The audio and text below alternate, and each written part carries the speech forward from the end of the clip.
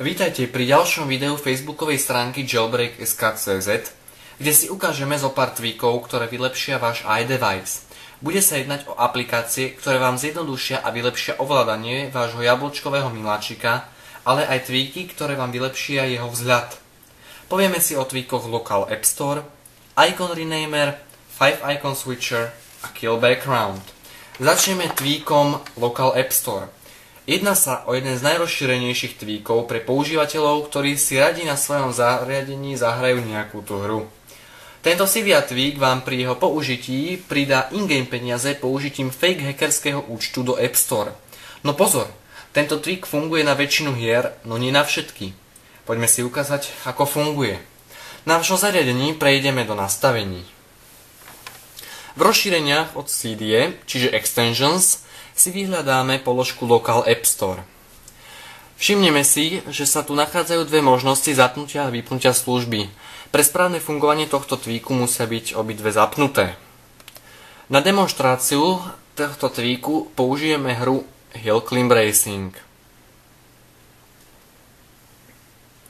Ako môžeme vidieť, máme tu možnosť Get Coins.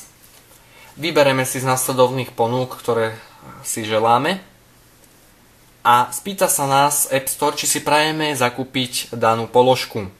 Aby správne fungoval tento tweak, zaklikneme Cancel. Ako môžete vidieť, automaticky sa peniaze pridajú. Toto iba dáme OK. Ďalším tweakom je Icon Renamer. Nepáči sa vám názov niektorej aplikácie? Žiadny problém. S tweakom Icon Renamer si názov zmeníte presne tak, ako chcete. Ukážeme vám, ako ho použiť.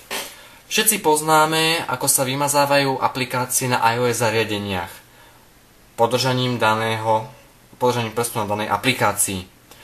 No ak si chceme zmeniť názov, tak musíme dvojkliknúť na danú aplikáciu a ponúkne sa nám možnosť premenovania aplikácie. Môžete si ju premenovať akokoľvek chcete. My toto teraz používať nebudeme. Opäť sa vrátime do normálneho režimu. Ďalším tweakom, o ktorom si povieme, je 5 Icon Switcher. Je to celkom vychytaný tweak. Umožňuje mať v multitasking bare viac ako 5 aplikácií, čo je u nejailbreakovaných zariadení zvykom. No maximálne môže mať 10 aplikácií. Je to skvelá vec, keď si chcete vypnúť hľadanú aplikáciu, no nechce sa vám prehrabávať v multitasking bare. Otvoríme si multitasking. Ako môžete vidieť, nachádza sa tu 10 aplikácií a ďalšia strana a tak ďalej. Čiže môžete si ju rýchlo takto po jednom vypnúť, ako si želáte. Ďalším tweakom od Cydia je tweak s názvom Kill Background, čiže sa odohráva v multitasking bare. Tweak, ktorý vypne všetky aplikácie bežiace na pozadí naraz a zatvorí ich, aby ste nemuseli zbytočne každú aplikáciu zatvárať jednotlivo. Čiže prejdeme opäť do multitasking baru. A ako si môžete všimnúť, tu po spodoch sa nám zobrazili dve ikonky lebky s prekríženými hnátmi. Ak chceme vypnúť všetky naraz, klikneme na ktorékoľvek z nich a všetky aplikácie sa rázom zamknú. Vypnú.